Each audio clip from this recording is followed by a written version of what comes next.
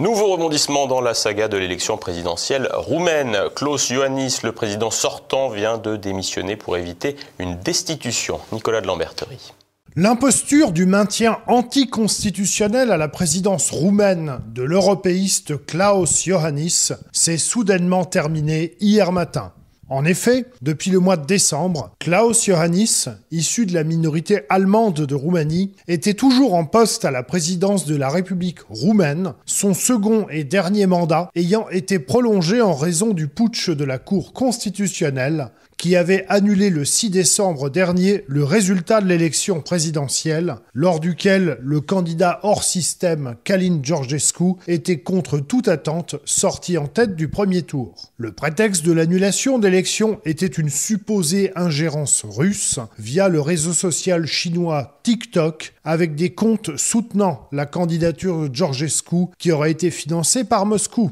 L'eurocratie s'était empressée d'applaudir une décision déjà en soi ahurissante, puisqu'elle suppose que l'on peut annuler un scrutin si les électeurs, tels des enfants mineurs, ont été corrompus en étant exposés à tel ou tel contenu. Mais surtout, juste avant Noël, on apprenait que ces comptes TikTok avaient été financés par des hommes d'affaires roumains proches du président sortant Klaus Iohannis et n'avaient donc rien à voir avec Moscou. Depuis lors, une période de flou et d'incertitude s'est emparée de la vie publique roumaine, même si Iohannis a continué d'exercer ses fonctions de président, comme si de rien n'était. Néanmoins, face à la gronde de l'opinion publique, à la détestation de Iohannis et aux sondages qui donnent toujours Georgescu gagnant de la prochaine présidentielle qui devrait être réorganisée en mai, les parlementaires ont fini par se décider à agir. Conformément aux dispositions de l'article 95 de la Constitution roumaine, les députés et sénateurs ont lancé une procédure visant à suspendre les fonctions du président de la République, qui a préféré démissionner avant le vote fatidique qui aurait été suivi d'un référendum de destitution.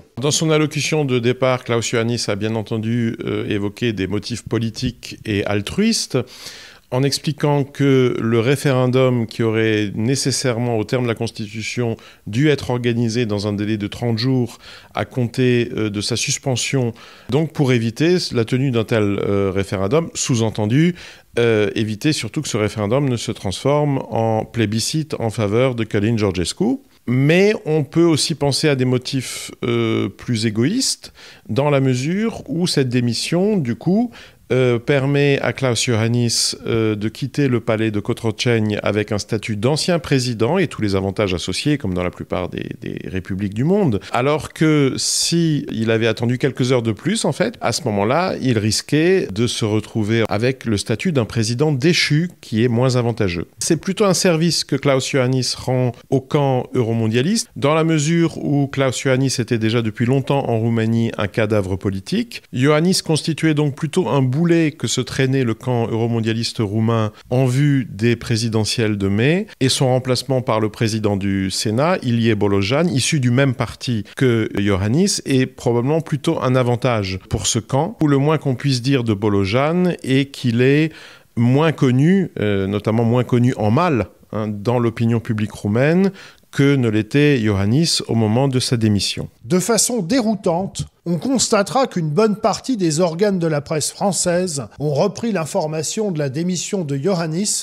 en continuant de faire référence aux mensonges désormais parfaitement avérés d'une ingérence russe et en omettant de façon quasi systématique dans leurs analyses de rappeler qu'en réalité, Călin Georgescu, le favori de la dernière et de la prochaine présidentielle roumaine, est surtout aligné sur les républicains américains et sur Donald Trump.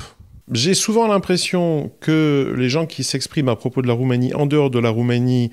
non seulement connaissent mal leur sujet, mais en plus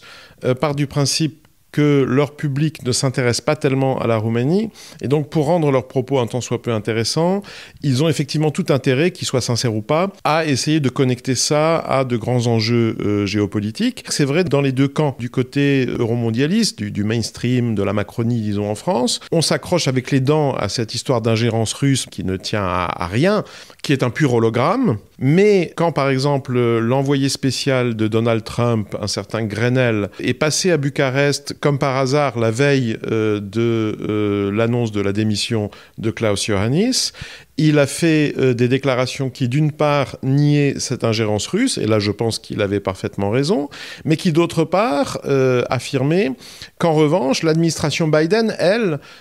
s'était rendue coupable d'ingérence dans le processus électoral roumain en 2024, ce dont pour ma part, je doute. J'ai plutôt l'impression que l'administration Biden, exactement comme la commission von der Leyen, a donné rétrospectivement son feu vert à une initiative locale qui devait plutôt les effrayer qu'autre chose. Qu'importe si la Commission européenne a initié ou simplement suivi le coup d'État constitutionnel roumain de décembre dernier, il n'en reste pas moins que désormais, la tentation autoritaire est plus forte que jamais à Bruxelles pour suivre le modèle initié à Bucarest. D'autant que dans les prochains mois, outre la guerre commerciale de Trump contre une économie européenne déjà en berne, la facture de la guerre en Ukraine va arriver sur la table des Européens, les États-Unis ayant clairement annoncé qu'ils comptaient leur laisser le fardeau du champ de ruines, qui sera en outre à surveiller de près, étant donné qu'il sera peuplé d'anciens soldats surarmés et psychologiquement probablement troublés.